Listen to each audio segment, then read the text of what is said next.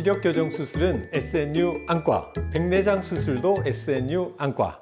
신경이 쓰일 정도로 눈앞이 뿌옇고 침침하진 않으신가요? 인공 눈물을 넣어봐도 딱히 좋아지지 않아서 답답해 하시는 분들도 계실 텐데요. 혹은 나는 나이는 들었지만 이 정도면 괜찮은 거 아닌가 하실 수도 있습니다. 스스로를 속이는 뇌 때문에 어찌 보면 눈이 나빠진 줄 모르는 게 당연할 수도 있습니다. 대표적인 백내장 증상인 시야 흐림은 처음엔 아주 미세하게 시작이 됩니다. 수정체 변질은 눈에 띄지 않을 만큼 서서히 천천히 진행되고 점차 무너지는 선명도를 어떻게든 살려보려고 시각 중추가 부단히 애를 쓰고 있거든요. 미세한 윤곽선을 잡아내는 능력이 떨어지면 과감하게 그쪽은 포기하고 대신 굵은 형태를 보는 감도가 강제로 증폭되는 겁니다. 흐릿해진 사진을 포토샵 같은 프로그램 보정을 통해서 진하게 덧칠하기도 하잖아요. 그런 것과 비슷합니다. 그래서 망막에 맺힌 원래 이미지는 선명하지 않게 흐려져 있는데도 기억을 더듬어서 보정해버리니까 실제로는 시력이 두세 줄이나 떨어졌음에도 괜찮다고 믿게 되실 수 있습니다.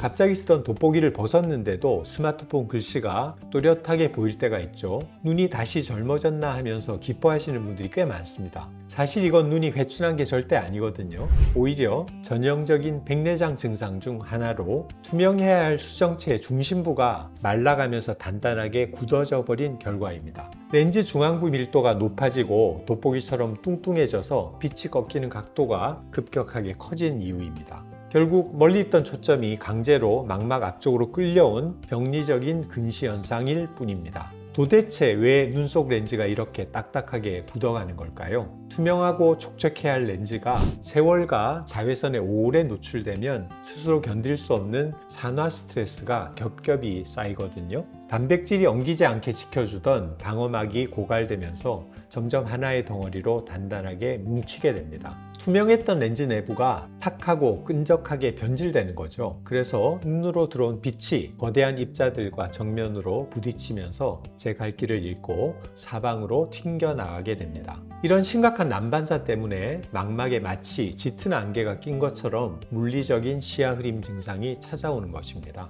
사실 빛이 흩어지기만 하는 게 아니거든요. 단백질이 엉겨붙어 변성되는 과정에서 특정 대사 물질들이 렌즈에 달라붙게 됩니다. 그러면서 렌즈 본연의 색깔마저 짙고 누렇게 변해버리는 거죠. 눈 속 깊은 곳에 노란색 필터가 하나 끼워진 셈입니다. 결국 뇌로 전달돼야 할 파란색 신호는 줄어들고 붉고 누런 신호만 과도하게 쏟아지게 되면서 어느 순간부터 새하얀 벽지나 파란 하늘조차 변색되어 보이는 겁니다. 안경 도수를 높이면 다시 맑게 보이지 않을까 기대하시는 분들 자주 뵙는데요. 아쉽게도 백내장 증상으로 잃어버린 시야와 색감은 도수 높은 새 안경을 맞춰도 전혀 선명해지지 않습니다.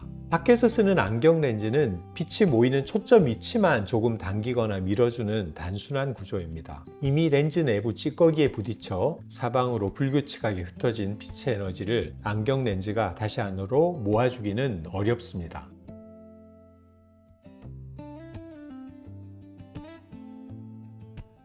하나로 정확히 맺혀야 할 빛이 망막 위로 여러 개로 나뉘어 맺히니까 한쪽 눈을 가리고 보더라도 산물 윤곽이 여러 개로 겹쳐 보이는 단암복시 역시 흔히 놓치기 쉬운 백내장 증상으로 나타날 수 있습니다. 찢어진 빛은 조명 환경에 따라 일상에 큰 불편을 주게 됩니다. 햇빛 쨍쨍한 한낮에 야외로 나가면 망막을 보호하려고 본능적으로 동공은 아주 작아지게 되는데요. 또 다른 증상을 느끼는 경우도 있습니다. 수정체 뒷면 정중앙에 단백질 찌꺼기가 뭉치는 훈황화 백내장을 앓고 계시면 상황이 달라집니다. 좁쌀만큼 작아진 동공 틈으로 빛이 쏟아져 들어오는데 하필 그 좁은 길목 한가운데 혼탁 덩어리가 버티고 있으니까 빛과 정면으로 부딪히게 되거든요. 단순한 눈부심을 넘어서 심한 난반사가 시야 전체를 하얀 장막처럼 덮어버리게 됩니다. 결국 밝은 대낮에 오히려 앞이 하얗게 흐려지는 투명 현상을 겪으시게 되는 겁니다.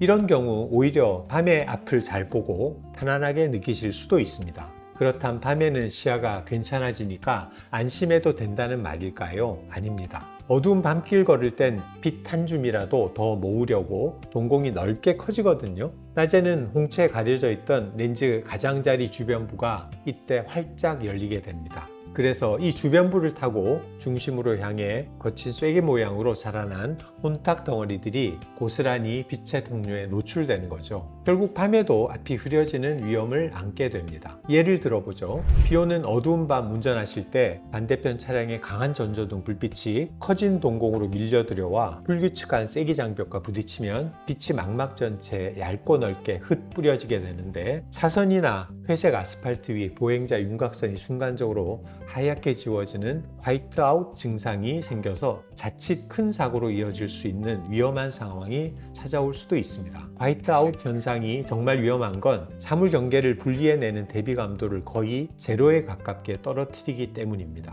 이런 대비감도 저하는 양쪽 눈에서 똑같은 속도로 진행되지도 않습니다. 원래 양쪽 눈으로 들어온 선명한 정보를 하나로 잘 융합해야만 공간의 깊이나 원근감을 파악할 수 있는데요. 한쪽 눈의 굴절 왜곡이 심해지면 양안 시차를 조율하는 뇌 알고리즘이 제 기능을 잃게 될 수도 있습니다. 방바닥과 문턱의 단차를 인지하지 못하고 공간을 평면처럼 느끼게 돼서 발을 헛디뎌 넘어질 낙상의 위험이 높아질 수 있고요. 단순한 시야 흐림을 넘어서 백내장 방치가 대퇴골 골절 같은 큰 부상으로 이어지는 경우도 있습니다.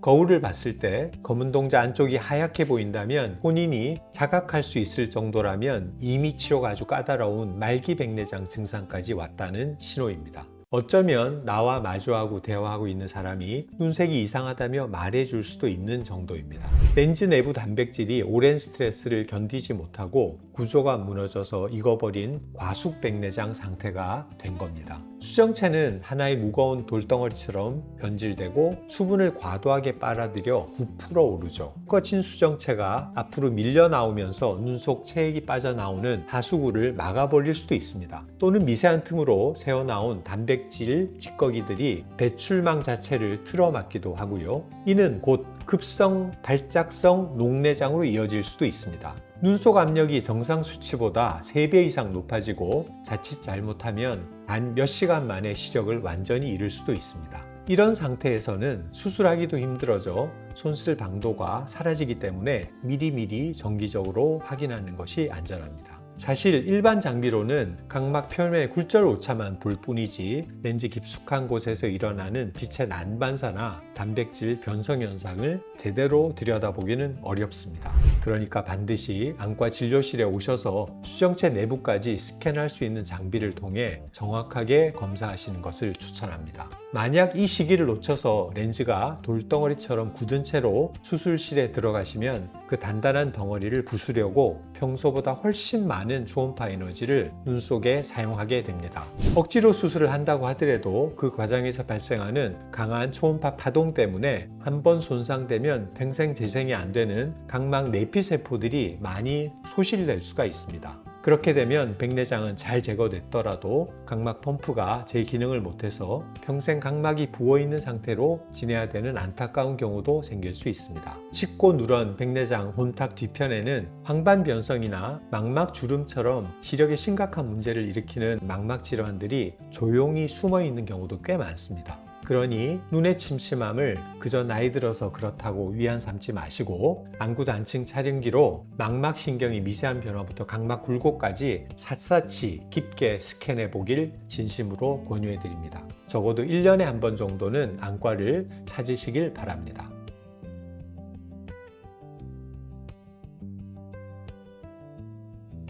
영구적인 시각 손상을 막고 밝은 세상을 다시 맞이하시려면 정확하고 정밀한 검사 한 번이 선택이 아닌 필수라고 꼭 말씀드리고 싶습니다. 지금까지 SNU 안과 대표원장 정 의장이었습니다. 감사합니다.